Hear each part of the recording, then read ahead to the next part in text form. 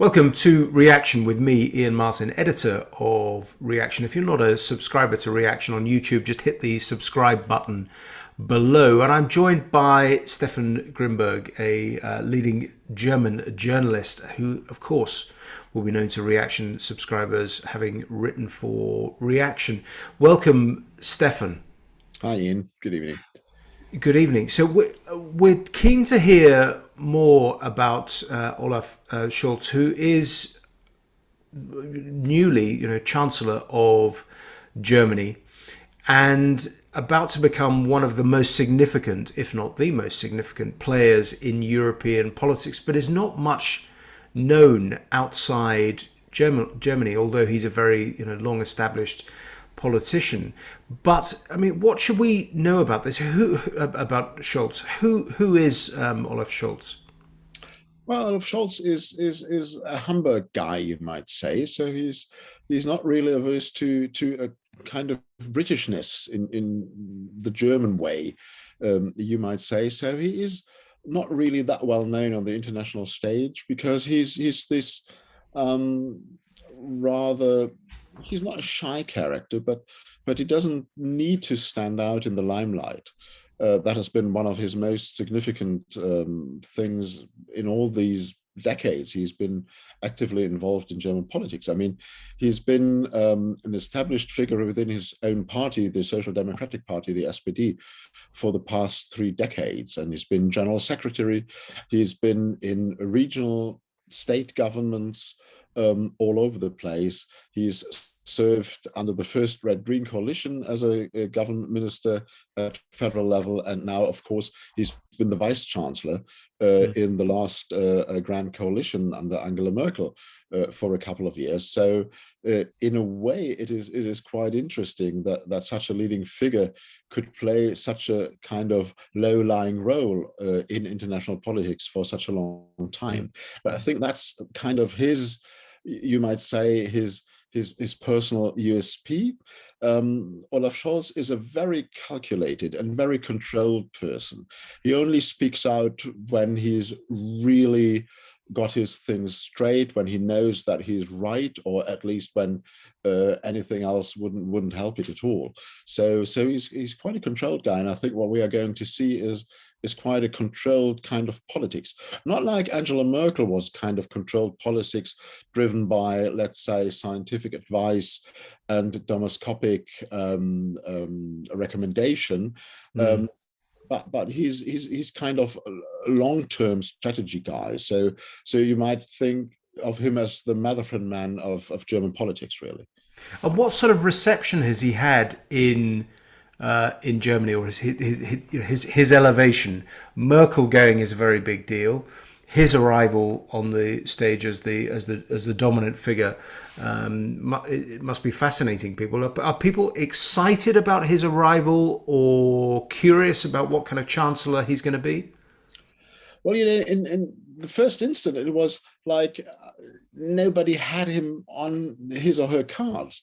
Olaf was just one of those, let's say, middle-ranking social democratic career politicians, of which there were dozenfold, and that he would make it, and that he would even need to a kind of resurrection of the entire party, came as a total surprise. And I think that has given him the clout now that he enjoys at the moment in Germany. That has given him the prestige that many people think now, okay, he's going to be quite a good chancellor. Or it's a very good Yeah. idea of the SPD to put him forward.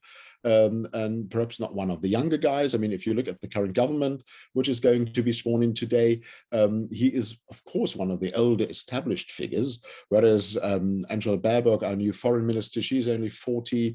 The environment minister, she is only 40. And even the Free Democrats leader, Christian Lindner, he's only 41. And he's going to be finance minister of Germany, one of the biggest financial powers in Europe, which is quite something. Whereas Olaf is let's say, the career politician in his late 50s, early 60s. Things. I think he was born in 1958, and so for him, it's quite astonishing that he made it. And I'm not too sure. I haven't met him recently. I've met him quite sometimes over the past couple of years. And speaking from my, let's say, my guts, I would say he, if you'd asked him 5 years ago, Olaf, do you still envision becoming Chancellor of this country some time? He would have said clearly no. No idea. And how did he do it? I mean, was it luck the way that the campaign worked out, or was it also down to his political skill as a campaigner? Absolutely, and down to his political instincts. He famously quipped, there'll be much support for Angela Merkel and for the CDU until they realize that she's really going. And then the race will really start, and then we'll have to have someone in place who is, let's say, acceptable also not only to the social democratic fold in Germany, which isn't that big anymore as it used to be perhaps, but also to Christian democratic voters, to voters from all ranges of the political spectrum in Germany. And here is Olaf. He's not the leftist guy of the SPD, quite to the contrary. He's from Hamburg, that is very, let's say, trade friendly, free trade friendly, is a very affluent city, although he hails from, let's say, middle class backgrounds. And he's been always, let's say, the cautious guy in politics. So he's been the flamboyant person who would promise the world to voters, but he's always been the down-to-earth guy saying, come on, that's what we can afford, that's what we're going to do, we need compromise. That's how he made this, as we call it in German, the traffic light coalition possible, having this rather big divide of the Free Democratic Party, which is very much free trade, very much against, let's say, too much state rule on the one hand, and perhaps very industry friendly also with regards to the environment. On the other side, the Greens, which are of course the environmentalist party, who are much more opposed to by and large everything the FDP wants, and now they're a national government, and he's not presiding over it, but I think he'll make it work. But so how does that work? I mean, this is unusual to Brits or to Americans. This notion of this broad coalition. But I mean, Germans are used to these concepts and of political cooperation between parties. But it still is quite an extraordinary thing to have to manage, isn't it? When you, as you said, you know, the FDP and the Greens are coming from completely different perspectives in terms of views of global trade, energy policy, Western alliances. Does it all come down to just managing this coalition agreement, which has been assembled over months of talks since the election? Is everything governed by what was agreed there?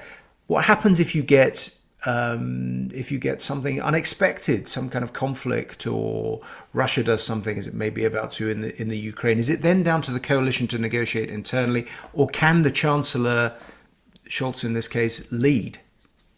Well, the Chancellor can lead. We have something called in the German law the Weisungsrecht, which means that the Chancellor has to lead or must lead. However, I'd say it's not as bad as it might sound, because the FDP and the Greens we are talking about today are quite different from the parties they were only a couple of years ago, and they were very eager to go into government. Yes. So they were quite open to compromise there. And the fascinating thing for Germans at the moment is we're very much used to two-party coalitions, even grand coalitions like we had for the almost the past decade under Angela Merkel, the CDU conservatives, let's say, and the SPD Labour, let's say, governing together for quite some time. But it has never been a three-party coalition at national level. So this is the very first time, and this is what makes it so exciting. Perhaps Scholz is even a very good, not caretaker, but even a good a negotiator among these coalition partners, because he's so down to earth, and he doesn't seem to have his own political agenda, but he takes up whatever is in the political realm, and tries to make good of it in a way, Yeah. which should perhaps is at least at the moment more helpful than let's say a strong leftist SPD candidate who's championing labor's rights and so on and so forth, and who would immediately run into trouble with both the FDP on some aspects and both the Greens on some aspects. What will his instincts be in terms of domestic policy, do you think? What are his priorities? I think his priorities must be to show a very clear mandate in opposition to rightist movements and also rightist parties like the Alternative for Deutschland, the AfD, which has managed to gain strong ground, not within the SPD's fold or the Greens or the Free Democratic folds, but within the other conservative parties like the CDU and the CSU in Bavaria, especially. And I think he's going to do this. He's clearly explained his desire to do so, where we have seen Angela Merkel's CDU, not with the permission of Angela Merkel. I think she was always opposed to that, but leading figures, especially in those German federal states, which used to be the GDR, kind of cozying up to the AfD. Yeah. That is something that won't happen with Scholz, and he will be clearly against that. And he will pressure on for, let's say, a democratic Germany, which will encompass all people living here, and which will drum home the message of a certain equality, which hopefully gets also across in Eastern Germany. And he's a figure with, as you said earlier, Stefan. He's a reputation for being pro trade, pro business. So he's a kind of moderate centre left figure. What about his view of foreign policy and the outside world? I mean, the British will be particularly interested in what sort of attitude he takes on Brexit. But so, firstly, on post Brexit Britain, what will his attitude be? And then, secondly, what's his take on the wider Western alliance and relations with, for example, with the US? Well, I think he's the pure pragmatist in a way. With regards to Britain and Brexit, I had the chance to talk to him about it, even I think before the referendum, in fact, was held. And he told me that Brexit was one of the things he would not wish to happen in his lifetime. I haven't had a chance to speak to him since about what he thinks now, but I think he is clearly pro-European. But to him, the UK belongs to the European group of people. So I think he's very pro-UK in the way that the Hamburg tradespeople always have been. I mean, the city port of Hamburg has been closely liaised to and linked to the United Kingdom for centuries. Yes. And you might say that Hamburg is the most Anglophile city in Germany, which I believe it is. Yeah. So there are no worries about that. So he's very that connection, that trading connection going back to even the 12th, 13th, 14th absolutely century, the absolutely Stillyard in London, and the Foundation and their representations in London and other British cities. And although he won't ignore, of course, the results of Brexit, I think he'll be very sympathetic towards any ideas coming from Britain and any ideas which might sort of reconnect our two countries even closer again, if it were possible. And when it comes to the larger world scale, as I said, he's a pragmatist and he's a Western ally for sure. So he's no leftist. I mean, he ruled out governing with a leftist the left party in Germany, because of its stance towards NATO and the Western alliance. So I think we won't expect any big surprises there. However, it's now, of course, down to Annalena Baerbock, the new foreign minister or secretary of state for foreign affairs from the Greens. And she's, of course, I mean, she's an expert in that field, as that was her field of study and the field she worked in. However, being only 40, she's no proven track record as a, let's say, Yeah. worldwide diplomat or seasoned foreign politician, and I'm quite sure that they haven't talked through all points that might come up over the next 4 or 5 years, how they will react. So I think we're in for perhaps some surprises there. But as I said, Scholz is a pragmatist, and I think Baerbock has shown under her after her initial squabbles in this election campaign that she's a pragmatist too. So I think we should see those two getting pretty well along. And Stefan, how does this thorny question of Nord Stream 2, the very controversial pipeline plan to bring more gas from Russia into Germany and other parts of Europe, how can this be resolved? Because the Greens are sceptical about it. We think Scholz is pragmatic. But there's a lot of pressure on him, and then there's plus the Ukrainian situation with Russia attempting to apply pressure to Ukraine and to the West. Is there some kind of resolution? It doesn't seem as though there's a compromise possible. How does this play out in the opening months of a Scholz government, do you think? I think that is a very good point, and still a very open question. It will depend on what's going on now in the next couple of weeks. How does Putin behave?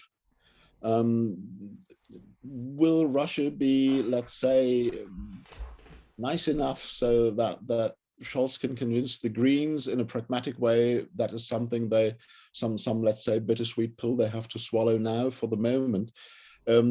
I would imagine that Scholz, in his own very personal mind, is also not too keen on Nord Stream 2, but it is for party political sake and the larger field of politics that he's supporting this. Because I mean, there's been so much work gone into it, and there are also, of course, these question of compensation if it doesn't figure out in the end for those companies involved, and the money's the 8 billion exactly. euros I think is spent already. 8 billion euros spent already, and we've had some experience in Germany now with Angela Merkel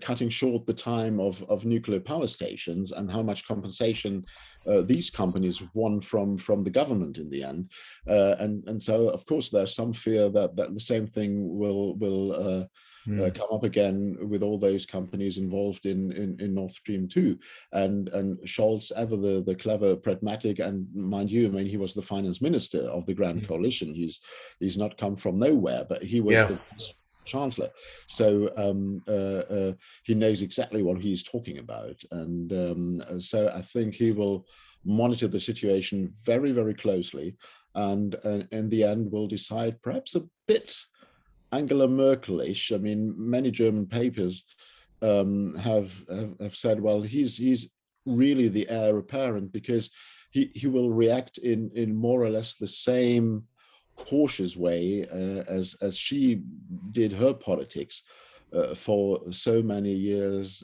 quite successfully, and he's no stranger to, let's say, getting rid of his views of yesterday if it's better to stick to new ways, to new views today, if it helps him on the political side, but also on really on the German side, because I mean, he knows he can only win long-term support if he delivers, and I think he's quite keen to deliver. A final question. He's a new personality being introduced into the international scene. How do you think? He's obviously very different personality from Macron. French relationship is critical. Very different personality from Boris Johnson and Oh, yeah. from Joe Biden. How do you think he'll fit into the international scene? Well, I think he's a bit perhaps too passive in a way. So it's quite interesting whether he kind of wakes up or shakes himself to something more active. Because when I was working for the leftist German national paper Taz, we once did an interview with him when he was general secretary of the SPD party. And you might know we have this awful tradition in Germany of copy approval. That means when we do an interview with a politician, he or she has the right to read it all through and make amendments. And we got this interview back from Scholz, and well, there wasn't, not perhaps not a word, but not very many sentences were left that really matched what he had been saying. And so we published that interview on the front page, and put a black stripe on all those sentences that he changed. And that was rather a fascinating picture. I have it in mind, and he was termed in German the Scholzomat for quite some time. So some robot guy who would do things and deliver things quite robot-like automatically. And I Yes. think he has to get rid of much of that, but mind you, that was 10, 15 years ago. He already rid Oh, himself yeah. of quite a number of those things, but they are of course still, I mean, that's down to the, let's say, to the backbone of his Yeah. political figure. So I think he needs some catching up to do. On the other hand, I think for Germany it's always good not to be represented by someone who's not too flamboyant or over the mark in international politics.